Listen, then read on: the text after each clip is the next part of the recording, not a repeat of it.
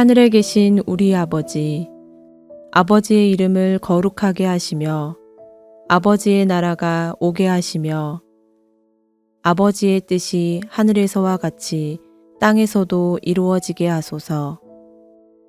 오늘 우리에게 일용할 양식을 주시고 우리가 우리에게 잘못한 사람을 용서하여 준 것 같이 우리 죄를 용서하여 주시고 우리를 시험에 빠지지 않게 하시고 악에서 구하소서.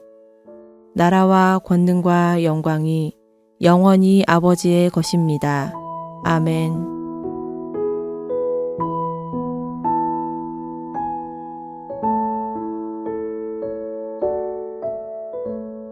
아홉째 해 열째 달 열째 날에 여호와의 말씀이 내게 임하여 이르시되, 인자야, 너는 날짜 곧 오늘의 이름을 기록하라. 바벨론 왕이 오늘 예루살렘에 가까이 왔느니라. 너는 이 반역하는 족속에게 비유를 베풀어 이르기를, 주 여호와께서 이같이 말씀하시기를 가마 하나를 걸라.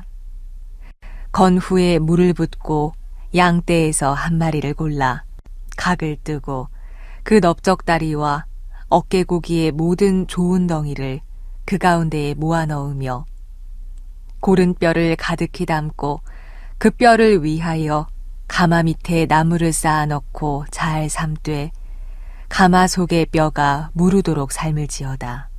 그러므로 주 여호와께서 이같이 말씀하셨느니라. 피를 흘린 성읍 녹슨 가마 곧 그 속에 녹을 없이 하지 아니한 가마여, 화 있을진저 제비 뽑을 것도 없이 그 덩이를 하나하나 꺼낼지어다. 그 피가 그 가운데에 있음이여 피를 땅에 쏟아 티끌이 덮이게 하지 않고 맨 바위 위에 두었도다.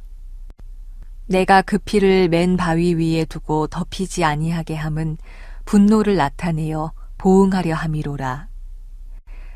그러므로 주 여호와께서 이같이 말씀하셨느니라. 화 있을진저 피를 흘린 성읍이여, 내가 또 나무 무더기를 크게 하리라. 나무를 많이 쌓고 불을 피워 그 고기를 삶아 녹이고 국물을 졸이고 그 뼈를 태우고 가마가 빈 후에는 숯불 위에 놓아 뜨겁게 하며 그 가마에 놋을 달궈서 그 속에 더러운 것을 녹게 하며 녹이 소멸되게 하라. 이 성읍이 수고함으로 스스로 피곤하나 많은 녹이 그 속에서 벗겨지지 아니하며 불에서도 없어지지 아니하는도다. 너의 더러운 것들 중에 음란이 그 하나이니라. 내가 너를 깨끗하게 하나 내가 깨끗하여지지 아니하니 내가 내게 향한 분노를 풀기 전에는 내 더러움이 다시 깨끗하여지지 아니하리라.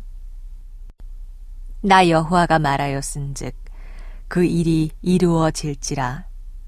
내가 돌이키지도 아니하고 아끼지도 아니하며 뉘우치지도 아니하고 행하리니 그들이 내 모든 행위대로 너를 재판하리라. 주 여호와의 말씀이니라.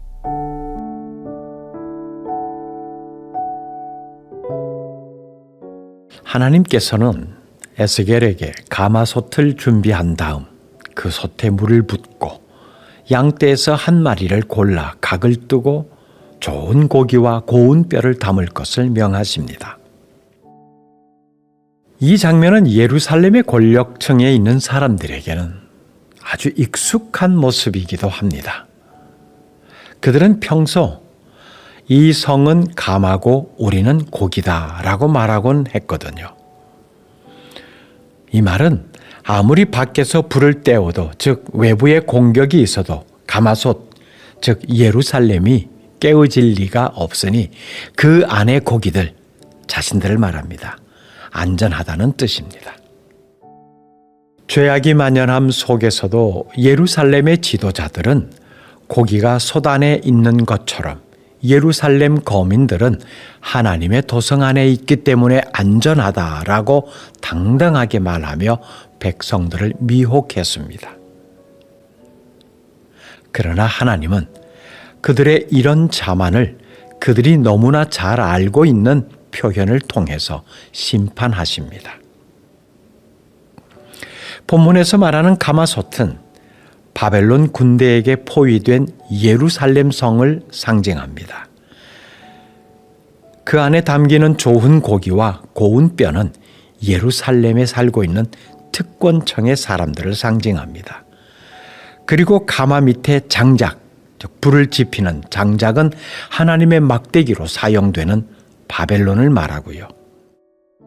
뼈가 무르도록 삶으라 라는 말씀은 바벨론의 군대가 예루살렘과 그 백성에게 행할 혹독한 공격을 의미합니다. 하나님을 저버린 이들을 향한 하나님의 무서운 진노가 어떤 것인지를 보여줍니다. 하나님은 이 비유를 통하여 바벨론의 군대를 이용해서 유다 백성들을 심판하시고 또 유다 땅 구석구석에 찌들어 있던 온갖 죄악들을 말끔히 씻겨내기를 원하고 계심을 보여줍니다. 하나님은 어떻게든 예루살렘을 구원하시기 위해 음행과 죄를 벗겨내려고 하십니다. 그러나 예루살렘은 계속해서 죄를 붙잡고 있습니다. 그 결과 예루살렘은 이제 죄를 씻어낼 수 없는 지경이 되고 말았습니다. 결국 하나님은 그들을 위해 일하시는 것을 멈추고 그들을 심판하겠다고 선포하십니다.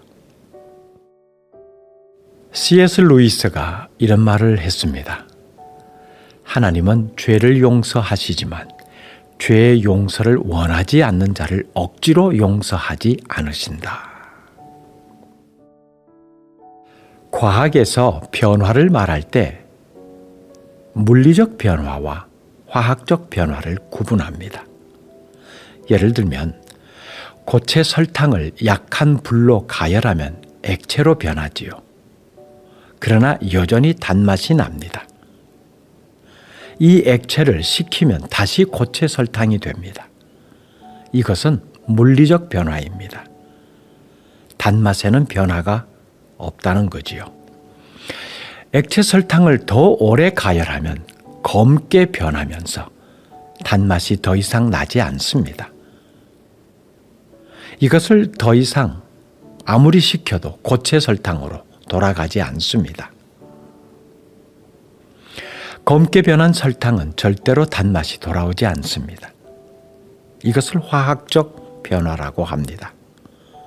이처럼 화학적 변화를 일으키면 돌이킬 수 없게 됩니다. 죄는 우리 안에서 화학적 변화를 일으켜 이전 상태로 돌이킬 수 없게 만듭니다. 우리가 죄에 대해 무뎌지는 이유는 처음에 죄를 지었을 때 받은 충격과 죄책감을 죄 짓기를 반복하면서 점점 잃어가기 때문입니다. 하나님은 끝까지 예루살렘의 회복을 위해 일하셨지만 더러운 죄에서 깨끗하게 되기를 원치 않던 예루살렘은 계속해서 멸망으로 치달았습니다. 우리도 회개하지 않고 죄에 무디어져서 화학적 반응을 일으키면 하나님의 심판을 피할 수 없게 됩니다. 죄가 우리를 변절시키기 전에 회개하고 하나님께로 돌아와야 합니다. 우리를 통해 크고 놀라운 하나님의 뜻을 이루어질 기회를 잃어버린 채 살고 있지 않는지 돌아보기를 바랍니다. 기도하겠습니다. 하나님, 이런저런 여러 가지 경고를 주시는 하나님의 음성을 귀담아 듣고 돌이키게 하옵소서. 결국 이 기회를 놓쳐버리고 더 이상 원래 모습대로 돌아갈 수 없는 상태가 되어버리면 멸망당할 수밖에 없다는 것을 다시 확인합니다. 아직 우리에게 기회가 있음에 감사를 드리며 이 기회를 놓치지 않고 하나님께로 돌아가게 하옵소서. 예수님의 이름으로 기도드립니다. 아멘. 계속해서 묵상과 기도를 이어가시기 바랍니다.